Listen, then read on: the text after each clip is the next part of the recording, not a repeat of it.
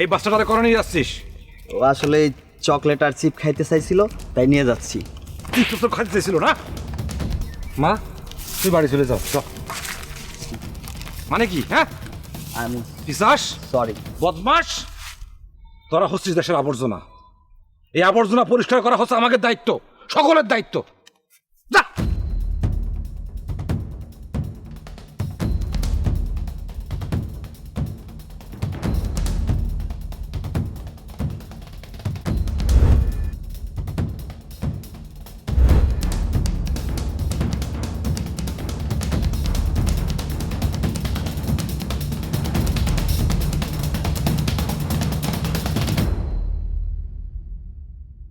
এই, কি করতেছিস?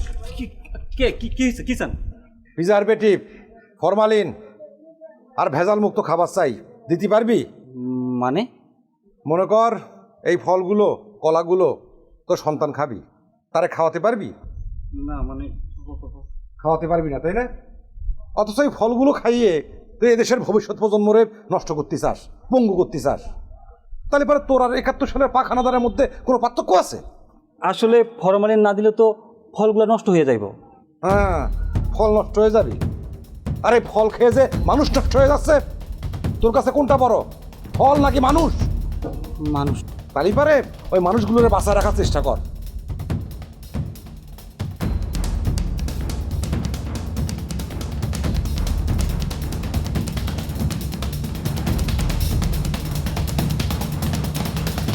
বাংলার মানুষ মুক্তি চায়, বাংলার মানুষ বাঁচতে চায়, বাংলার মানুষ তারা আঙ্কেল সালাম আলাইকুম। ওয়ালাইকুম আসসালাম। আঙ্কেল কদমতলার রাস্তাটা কোন দিকে বলতে পারবেন? সোজা যে ডানে জাতি হবি, একটা অটো নিতে পারো, ওই জন প্রতি ভাড়া 10 টাকা নেবে। আচ্ছা, ধন্যবাদ। কদমতলা কার বাড়িতে যাবে তোমরা? মন্টু মেম্বারের বাড়িতে। ও আচ্ছা, আসসালামু আলাইকুম।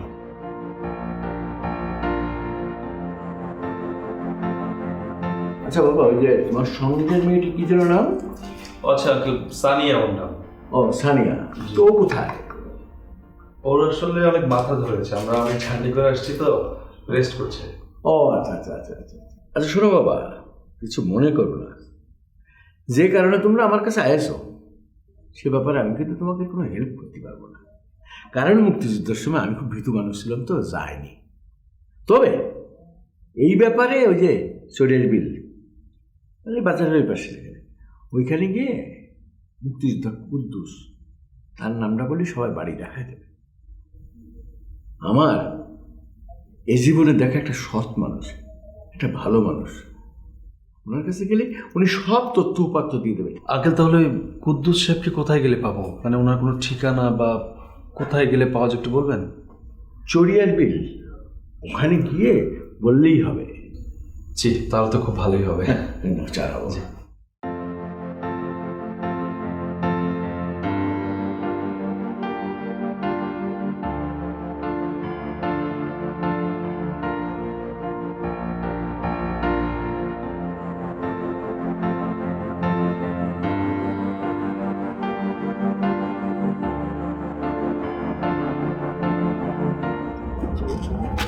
আঙ্কেল, আপনি কেমন আছেন?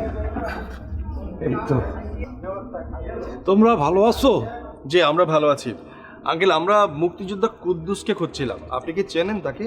মুক্তিযোদ্ধা কুদ্দুস বলতে তো আমি আমার নিজেরাই চিনতে পারতেছি।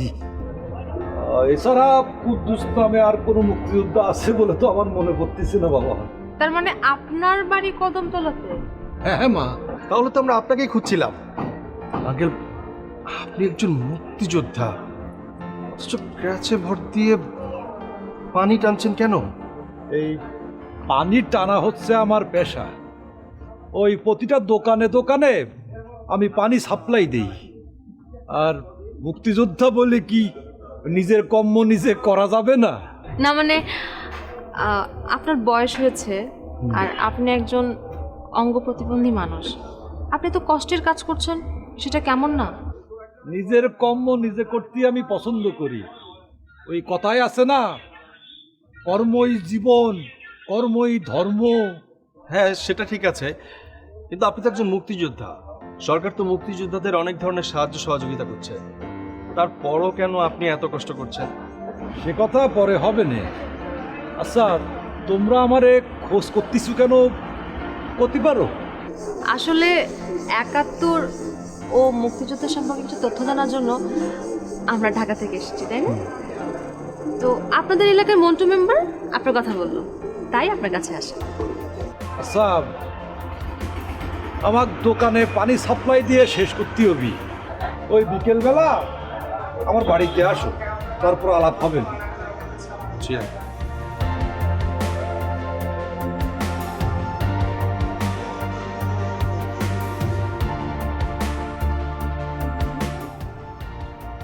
কুদ্দুস সাহেব কোথায় গেছেন? আপনি আমার নানাকে সাহেব বলছেন কেন? উনি তো গরিব। বাবু, সাহেব হইতে গেলে না গরিব বড় লোক লাগে না, যে কেউ সাহেব হতে পারে, বুঝছেন?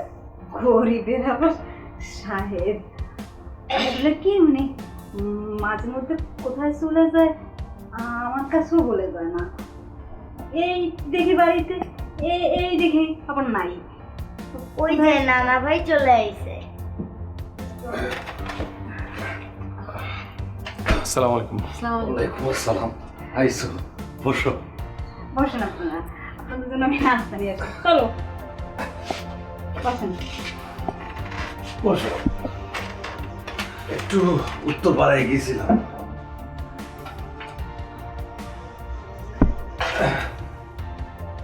তো বলো, তোমরা আমার কাছে কি শুনতে চাও?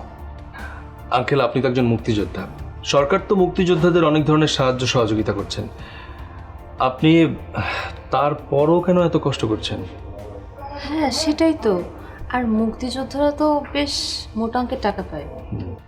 1971 সাল আমার নেতার ডাকে, জাতির জনক বঙ্গবন্ধু শেখ মুজিবুর রহমানের ডাকে রণাঙ্গনে যুদ্ধ করেছিলাম। কোনো সরকারি সহযোগিতা কিংবা ভাতার উদ্দেশ্যে নয়, যুদ্ধ করেছিলাম একটা মানচিত্রের জন্য, একটা সোনার বাংলাদেশের জন্য। তার মানে কি আপনি কি এসব সাহায্য সহযোগিতার বিপক্ষে? না, মোটেও না। সরকার যে মুক্তিযোদ্ধাদেরকে সাহায্য সহযোগিতা করতেছে, আমি তার পক্ষে। এটার খুব দরকার ছিল, আমিও তো ভাতা নিই। তাহলে তো আপনার অভাব থাকার কথা না। মানুষের অভাবের কি আর শেষ আছে বলো? আচ্ছা আঙ্কেল, আপনার ছেলে মেয়ে কজন? আমার এক ছেলে এক মেয়ে। ছেলেটা থাইকেও নেই, আর মেয়েটা 7 বছর আগে আমাকে ছেড়ে চলে গেছে। উনি কিভাবে মারা গেলেন? আমার নাতনিক দেখিস না, হীরা, ওরে জন্ম দিতে গিয়েই আমার মেয়েটা আমাকে ছেড়ে চলে গেছে। তারপর থেকে ওর নানি ওরে লালন পালন করতেছে। আর হীরার বাবা? হীরার দেখাশোনাও করে না। শুনেছি আরেকটা বিয়ে করেছে, বউ বাচ্চা নিয়ে ভালোই আছে। আচ্ছা আঙ্কেল, আপনার ছেলে থেকেও নেই কেন এটা? আমার ছেলে কোন স্ত্রীকে কিছু করতে চায় না। মুক্তিযোদ্ধার সন্তান হিসেবে সে আমারে ব্যবহার করতে চায়, আমারে দিয়ে ফায়দা লুটতে চায়। সেই জন্য ঘর থেকে পারবে।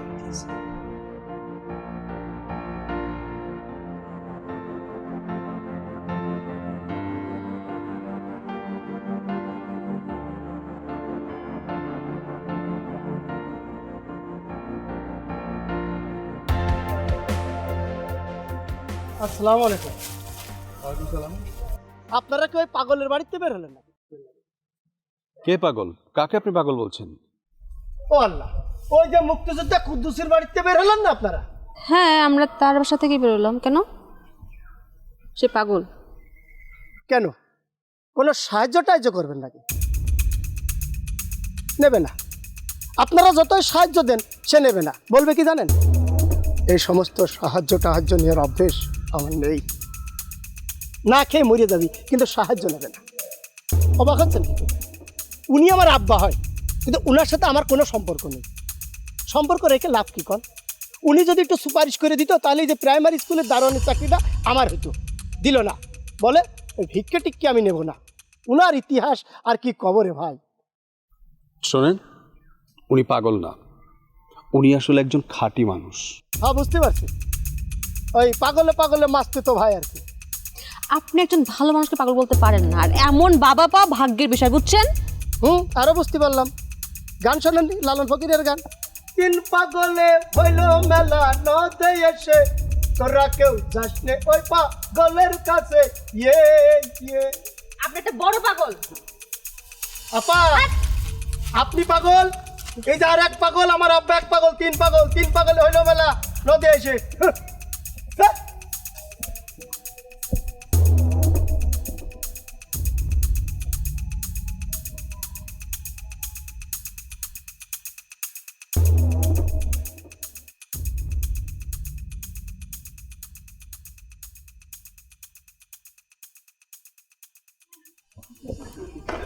এই হ্যাঁ অয়ন, রানিয়া, কালকে কুদ্দুস ভাইয়ের সাথে দেখা হলো, কথাবার্তা হচ্ছে? হ্যাঁ, আমরা আজকে আবারও যাব, কারণ ওনার কাছ থেকে আরো অনেক গল্প শোনার বাকি আছে। কুদ্দুস ভাইকে কেমন লাগলো? জি আঙ্কেল, অনেক ভালো লাগছে। আচ্ছা শোনো, তোমরা নাস্তা করবে না? না আঙ্কেল, আমরা কুদ্দুস আঙ্কেলের বাসায় গিয়ে নাস্তা করবো, তাই না? কুদ্দুস ভাইয়ের বাড়িতে নাস্তা করবা? এই, উনি কি তোমাদেরকে দাওয়াত দিয়েছে? না না না না, আমরা নিজেরাই মনে মনে দাওয়াত নিয়ে নিয়েছি। এই দুষ্ট ছেলে মেয়ে, মনে মনে আমার দাওয়াত, সেটা কি জিনিস? হ্যাঁ, বুঝতে পেরেছি, মনে মনে মন কলা খাওয়া না? আচ্ছা আচ্ছা, ঠিক আছে ঠিক আছে, যাও। নিজেরা নিজেরা দাওয়াত নিয়ে নিয়েছে, ছেলেমেয়েরা অনেক ট্যালেন্ট, অনেক ট্যালেন্ট।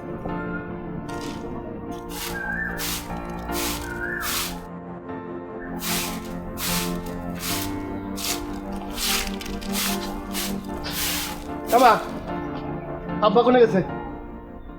তোর আব্বা বাজারে গেছে কেন? চারিদিক কি করবি? তা তোমার কাছে কয়ে কোনো লাভ হবি? আমি কি করব সেটা আব্বার কাছেই করতে হবে। আব্বা কোনে গেছে সেটা কম। কি এমন কথা রে বাপ যে আমার কাছে কোয়া যাবি না, তোর আব্বার কাছে কোয়া যাবি? বাবার কাছেই করতে হবে, কারণ আমি বিদেশ যাব, আমার 2 লাখ টাকা লাগবে।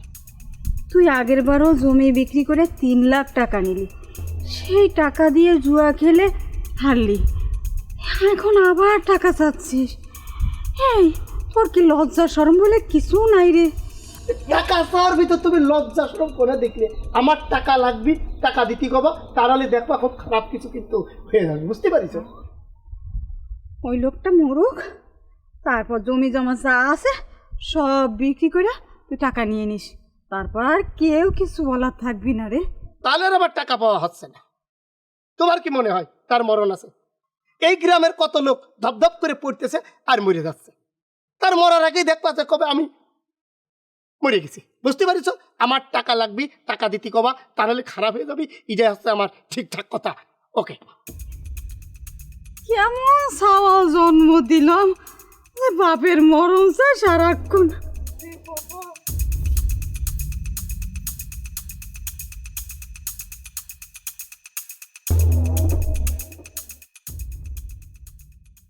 আঙ্কেল, আপনার ছেলের নাম তো মোহন।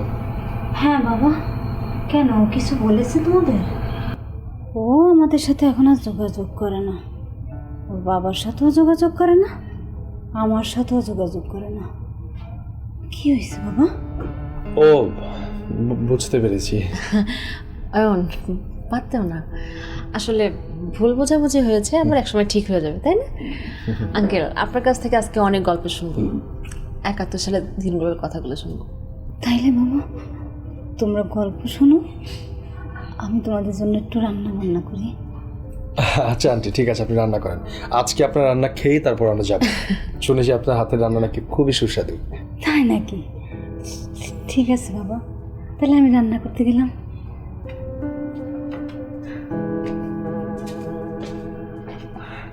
আঙ্কেল, আজকে আপনার কাছ থেকে প্রথমে যে গল্পটা শুনবো, মানে যুদ্ধের সময় আপনার এমন কোনো ঘটনা কি আছে যেটা হচ্ছে আপনার খুব মনে পড়লে এখন আপনি শিহরিত হয়ে ওঠেন, মনে দাগ কাটে, মানে হৃদয় বিদারক কোনো ঘটনা, সেটা আমাদেরকে শোনান। 1971 সালের প্রায় সমস্ত ঘটনাই তো মনে দাগ কেটে যাওয়ার মতো, তবে একটা ঘটনা খুব মনে পড়তেছে। আমাদের পাশের গ্রামের বড় ভাই দবির আমাদের কমান্ডার ছিল, তো তার সঙ্গে আমার খুব ভালো বন্ধুত্বও ছিল। আসলে হয়েছে কি, এই মুক্তিযুদ্ধের সময় আমরা ছোট বড় সবাই একে অপরের বন্ধু হয়ে গিয়েছিলাম। তো দবির ভাইয়ের সাথে প্রেম ছিল তৎকালীন বিরাট ব্যবসায়ী হাসনাত মোল্লার মেয়ের সাথে। কোনোভাবেই দবির ভাইয়ের সঙ্গে তার মেয়ের বিয়ে দেবে না,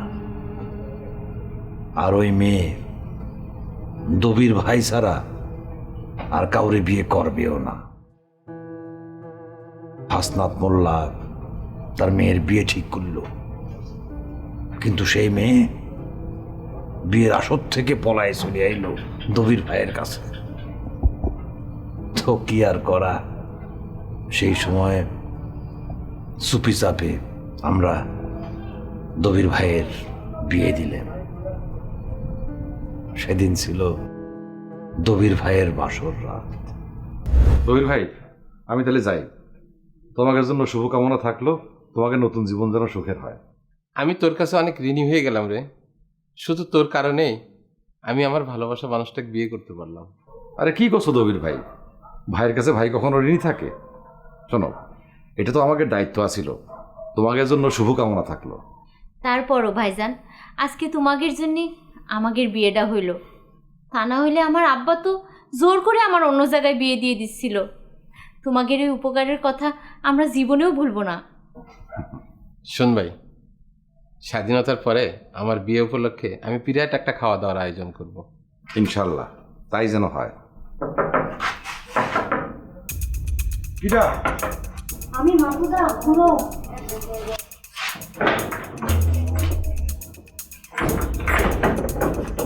কি হয়েছে?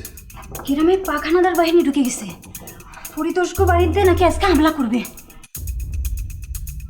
কি করছো? তোমার কিটা করলো? ফুলকলির মা কইলো। ও আচ্ছা, ঠিক আছে, তুমি এক কাজ করো তাহলে, তুমি পরিতোষকে বাড়ি চলে যাও, যে বলো এক্ষুনি পলায় যাতি, আর ওই বলবা যে যাওয়ার সময় ওই বাড়িতে ভারিকেন অথবা কুপি বাতি যেন জ্বালায় রাখে। আচ্ছা তাহলে আমি গেলাম।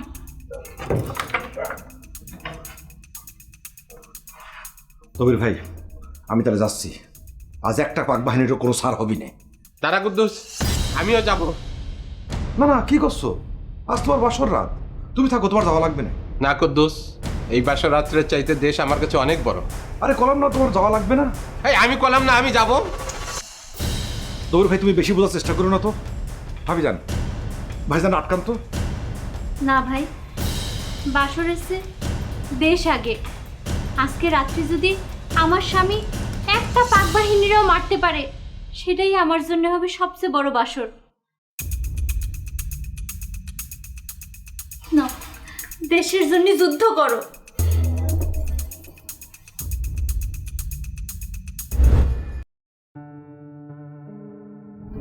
সেই রাতে সারা রাত যুদ্ধ হইল। পাকিস্তানি মিলিটারির 4টে গাড়ি সৈন্য আমরা সাবার করে দিয়েছিলাম। অবশ্য আমাদেরও 3 জন শহীদ হয়েছিল।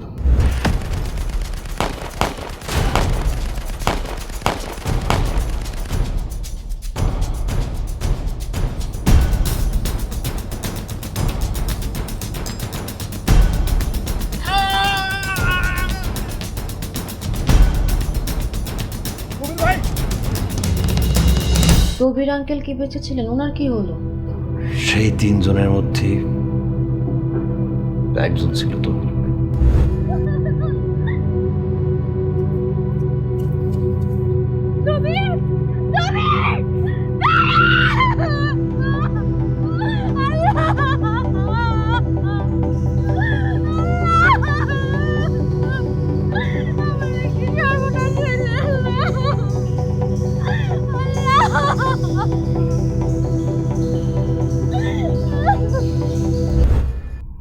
আর ওনার স্ত্রীর কি হয়েছিল? তার স্ত্রী একদিন পাক মিলিটারি তুলে নিয়ে যায়। তারপরের আমরা তার কোনো খোঁজ পাই। হায় রে ৭১। দবির সাহেব আর আপনাদের মতো মানুষদের জন্যই আমরা আজকে একটা মানচিত্রের মালিক। একটা মানচিত্র, কিন্তু সেই মানচিত্রের মধ্যে কালো কালো দাগ রয়ে গেছে। সেই দাগগুলো মুছে ফেলতে পারলেই সোনার বাংলাদেশ, আমার নেতার স্বপ্নের সোনার বাংলাদেশ। ৭১ সালের পাক বাহিনীর ধ্বংসের গল্প শোনাবেন আঙ্কেল? ওদের ধ্বংসের গল্প শুনতে খুব আনন্দ হয়। চোরা না কেন, ওদের নিধনের একটা গল্প শোনান। কষ্টের মধ্যেও এমন হাসি আসতেছে। ওদিন রাতে খবর পেলাম মিলিটারি কদমতলায় আসতে চাচ্ছে। আমরা কি করলাম জানো? আমরা আর কদমতলার গ্রামবাসী মিলে ওই কদমতলায় ঢুকতে হলেই একটা ব্রিজ পাড়ি দিতে হয়। তো আমরা সবাই মিলে ওই ব্রিজটারে ভাঙিয়ে ফেললাম, কিন্তু এমনভাবে ভাঙলাম যেন বাইরে থেকে দেখে বোঝা না যায়, মনে হয় সব ঠিকঠাক আছে। তো রাইতের বেলা পাক মিলিটারি বাহিনী মোটর নিয়ে সাই সাই করে ছুটে আসতেছে, আগুন দেওয়ার নেশায়, রক্তের নেশায়, মা বোনদের ভোগ করার নেশায়। যেই নাগার এই ব্রিজের উপর উঠিছে, অমনি ব্রিজ হুড়মুড় করে ভাঙে পাক মিলিটারি সবাই খালে পড়ে গেল। আর সেই মুহূর্তে আমরা আর গ্রামের লোকজন মিলে একটা একটা করে হানাদার ধরতেছি আর মারতেছি, হানাদার ধরতেছি আর মারতেছি, ধরতেছি।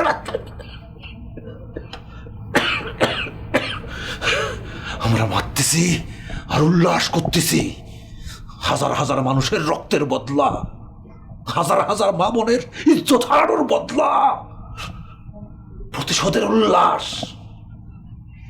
বাহ, গ্রামবাসী খুব ভালো করেছিল। অবশ্য পাক মিলিটারি এর বদলা নিয়েছিল। তারা পরে এসে কদমতলার হাজার হাজার মানুষের বাড়ি ঘর সব চালাইতেছে, পাখির মতো করে গুলি খুঁজে মানুষ মারিছে। হাজারে হাজার মানুষ মরে আচ্ছা আঙ্কেল, আপনি পায়ে আঘাতপ্রাপ্ত হয়েছিলেন কিভাবে? কিভাবে কি হয়েছিল? হ্যাঁ আঙ্কেল, আপনি গল্পটা বলেন, শুনি। একটা সময় খবর পেলাম আমার মা মরে গেছে। আমি আর থাকতে পারলাম না। মারে এক নজর দেখার জন্যই মায়ের নিজ হাতে কবরে শোয়ানোর জন্য রাতের অন্ধকারে রওনা পেলাম।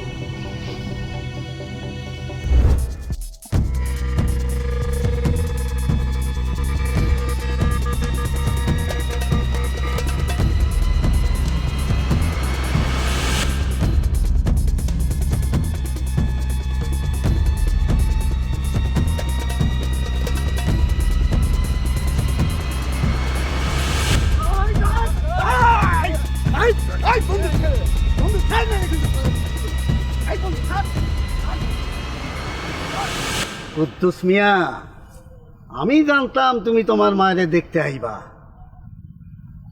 বড় মুক্তিযোদ্ধা হয়ে গেছো না? ওই বল, পাকিস্তান জিন্দাবাদ। জয় বাংলা।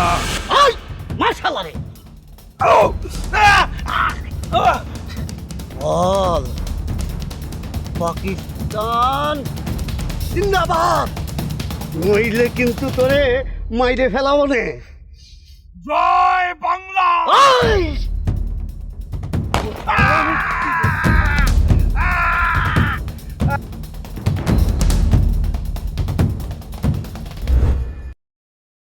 তারপর কি হলো? আপনি ওই হায়ানাদের হাত থেকে কিভাবে বাঁচলেন? গ্রামের লোকজন আমার চিৎকার শুনে ওই লাঠি সোটা নিয়ে ছুটে আসলো। গ্রামের লোকজন থেকে রাজাকারেরা ভয়ে পলায় চলে গেল। তারপর থেকে আমি পঙ্গু। মাকে হইল না, শেষবারের মতো আমি আর মাকে দেখতে পারলাম না। আচ্ছা বাদ দেও, মেলা রাত হয়েছে, চলো খেয়ে নি। ঠিক আছে।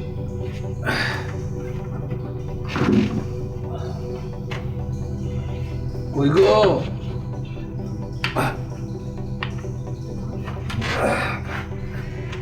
আমাদের খাতি দাও।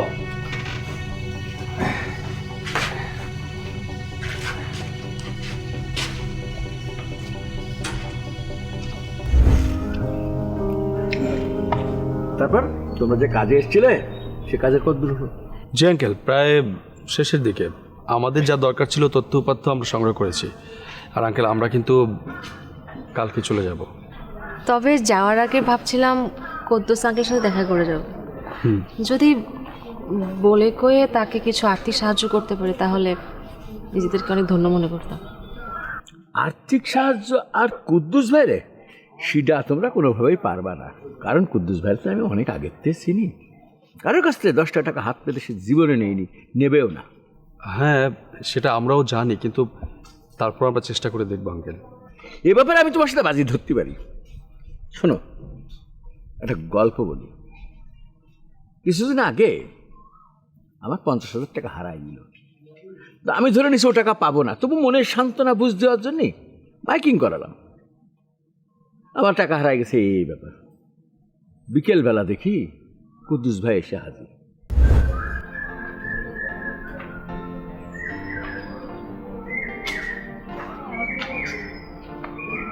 মন্টু, মন্টু, বাড়িতে আসো। মন্টু, আসসালামু আলাইকুম চাচা। বাবা তো বাড়ির ভিতরে, আপনি বসেন, আমি বাবারে ডেকে দিই। বাবা, বাবা দেখো কে আসছে। কুদ্দুস ভাই, ওয়ালাইকুম আসসালাম। তুমি আমার বাড়িতে কি মনে করে? মাইকিং এ শুনতে পেলাম তোমার নাকি 50,000 টাকা হারাইছে।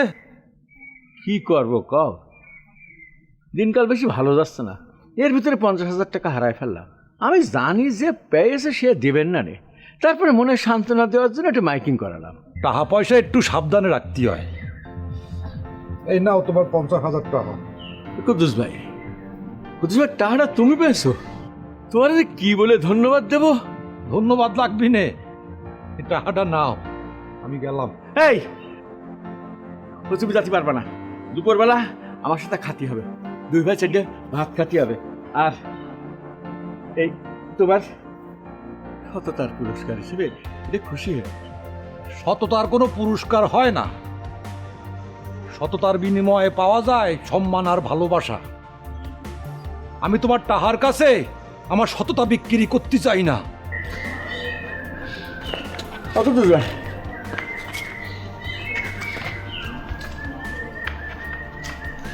আল্লাহ, দুনিয়া এরম ভালো মানুষ কি এখনো আছে?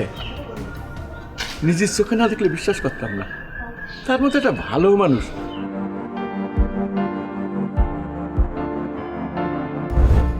কুদ্দুস ভাইয়ের মতো ভালো মানুষ আমার জীবনে আমি দেখিনি।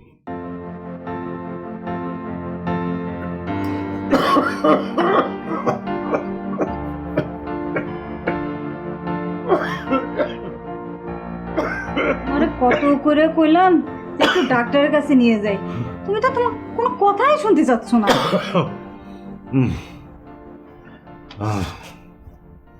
আমার সময় হয়ে আসছে। পৃথিবী আমার ভার আর সহ্য করতে পারতেছে না। তুমি এইসব কথা বাদ দাও তো, কাল সকালে আমি তোমার নিয়ে ডাক্তারের কাছে যাব। এই যে আমারে তুমি সারাটা জীবন ধরে ভালোবেসে গেলে, কি দিলাম আমি তোমাকে? কিচ্ছু দিতে পারিনি। কিচ্ছু লাগবে না। না কোনো অভিযোগ, না কোনো দাবি দাওয়া, আচ্ছা, তোমার ওই দিনের কথা মনে পড়ে? সব মনে পড়ে আমার।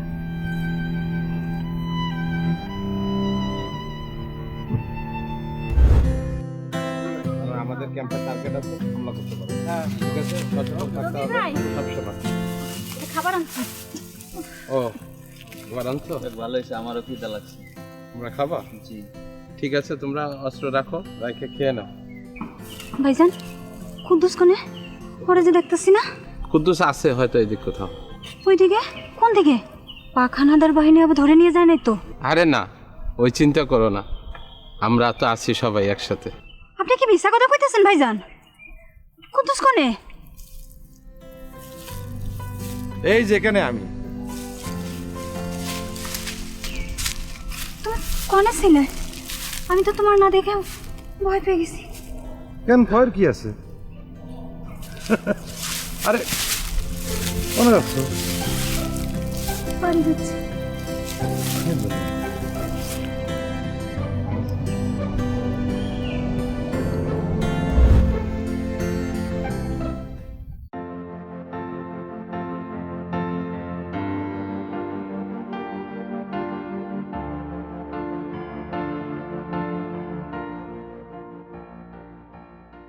মোহন, হ্যাঁ মোহন, মোহন, মোহন, বাপ বাড়িতে আসোস?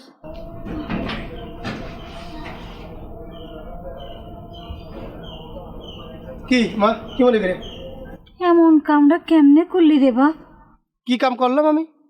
ওর বাপে এত অসুখ বেসুখ, একটা গরু তা বেচেও কোনোদিন ডাক্তার দেখাইলো না, আর তুই গরুটা বেচে দিতে পারলি?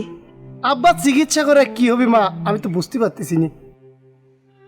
এই বয়সে তার চিকিৎসা কি এমন দরকার? হ্যাঁ, তার চিকিৎসা করা দরকার নাই, তোর গরু বেচে জুয়া খেলা লাগবে, তাই না? কোথায় কোথায় খালি জুয়া খেলার কথা কি করতে বা, আমি তো কিছু বুঝতে পারতেছি না। তোর টাকা দিয়ে কি করিস? টাকা আমার দরকার, তাই গরু বেচে টাকা নিছি। আর এই যে একটা ছাগল আছে না, ওটা দেখবা আমি কমে বেছে নিয়ে নিছি। বুঝতে পেরেছো? এখন তুমি যাও তো, ঘেরার ঘেরার করে আমি একটু ঘুমাচ্ছিলাম, সারা রাত জেগেছিলাম, মেলা কাম করেছি। যাও। তোর বাড়িতে আমি থাকতে আইছি না খাইতে আইছি? মা তুমি যাও তো, তোমার এত কথা আমার ভালো লাগতেছে না, তুমি যাও তো মা। ঘেরার ঘেরার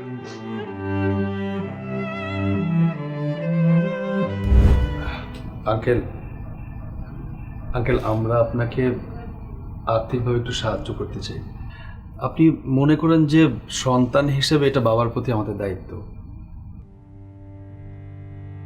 তোমরা আমাকে ভিক্ষা দিতে চাচ্ছ? আমি তো ভিক্ষে চাই না, আমি তো ভিক্ষে পছন্দ করি। আমাকে হাত পাততে হবে কেন? আমি কি কাজ করতে পারি না?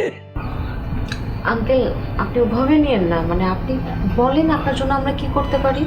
প্লিজ প্লিজ আঙ্কেল, আপনি আমাদের কাছে কিছু একটা চান, আমরা যদি আপনাকে কিছু দিতে পারি তাহলে আমরা অনেক খুশি হব। প্লিজ। জি আঙ্কেল, প্লিজ আপনি বলেন আপনি কি চান। দিতে পারবে? আপনি বলেই দেখেন। আমি যা চাই তোমরা আমাকে দিতে পারবে? জি, আমরা ট্রাই করবো, আপনি বলেন প্লিজ। আমি একটা সোনার বাংলাদেশ চাই। তোমরা কি পারবে আমার নেতার স্বপ্ন পূরণ করতে? আমার নেতার স্বপ্ন পূরণ করতে চাই। আমি একটা কালো দাগবিহীন মানচিত্র চাই, দুর্নীতিমুক্ত বাংলাদেশ চাই। দিতে পারবে? কি হলো, কথা বলতেছো না কিসের জন্য? চুপ করে আছো কিসের জন্য? তোমরা কি পারবে দিতে আমার নেতার স্বপ্ন করতে? তার এবারে তো আমি আমার নেতাকে বলতে পারবো মৃত্যুর পরে, যে নেতা তোমার স্বপ্ন পূরণ হয়েছে, তোমার বাংলাদেশ এখন সোনার বাংলাদেশ। তোমার বাংলাদেশে কোনো দুর্নীতি নেই, ক্ষুধা নেই, দুর্নীতি মুক্ত, ভেজাল মুক্ত, খুন মুক্ত, দেশদ্রোহী মুক্ত, ভেজাল মুক্ত, দর্শন মুক্ত বাংলাদেশ।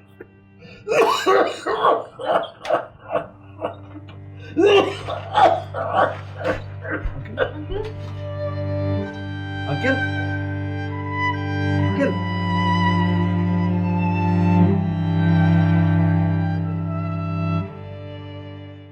একটি শোক সংবাদ। একটি শোক সংবাদ। কদমতলা গ্রাম নিবাসী বীর মুক্তিযোদ্ধা কুদ্দুস আর নেই। কদমতলা গ্রাম নিবাসী কুদ্দুস আর নেই। ইন্না লিল্লাহি ওয়া ইন্না ইলাইহি রাজিউন। একটি শোক সংবাদ, একটি শোক সংবাদ। কদমতলা গ্রাম নিবাসী বীর মুক্তিযোদ্ধা কুদ্দুস আর নেই। ইন্না লিল্লাহি ওয়া ইন্না ইলাইহি রাজিউন।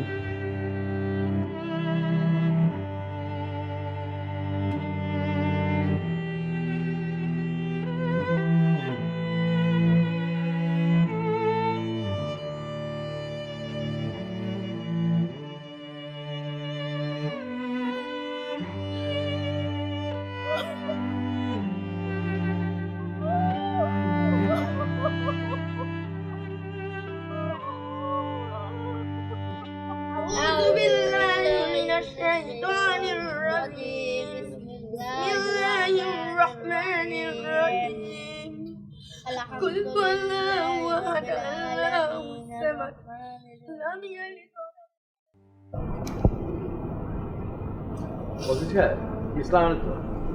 জি, আমি কদমতলি থেকে মন্টু মেম্বার। আমাদের গ্রামে মুক্তিযোদ্ধা না কুদ্দুস ভাই, কুদ্দুস ভাই তো মারা গেছেন। জি, আপনাদেরকে প্রশাসনিকভাবে তো জানানোর দরকার, কি করতে হবে না আপনি বলুন। জি, আমরা আসি লাশের এখানে। জি জি, আসসালাম।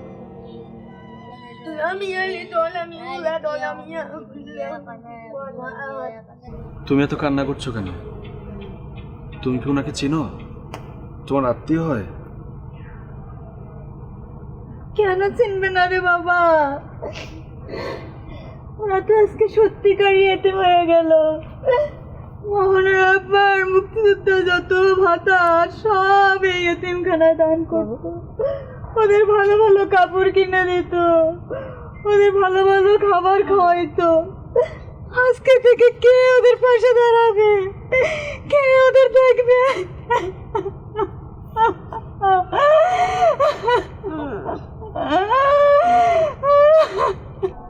ও তাহলে পরে কুদ্দুস ভাই তার মুক্তিযোদ্ধা ভাতা সব এতিমকে, এই জন্যই তো আমি বলি কুদ্দুস ভাই তোমার ভাতা কি করা তো গরিব কেন?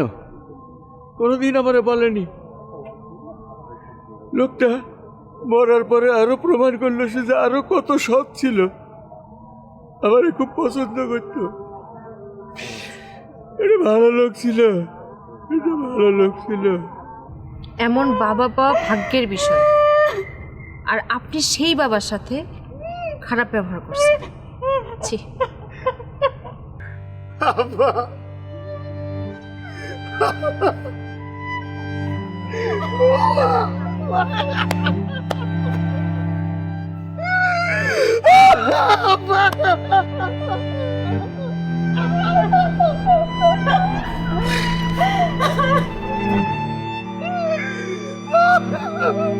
লাশের সামনে কাঁদতো। আমরা একটা ভালো মানুষ হারাইছি, এরকম করে কাঁদিস কে? আব্বা তুমি আমার মাফ করে দাও আব্বা।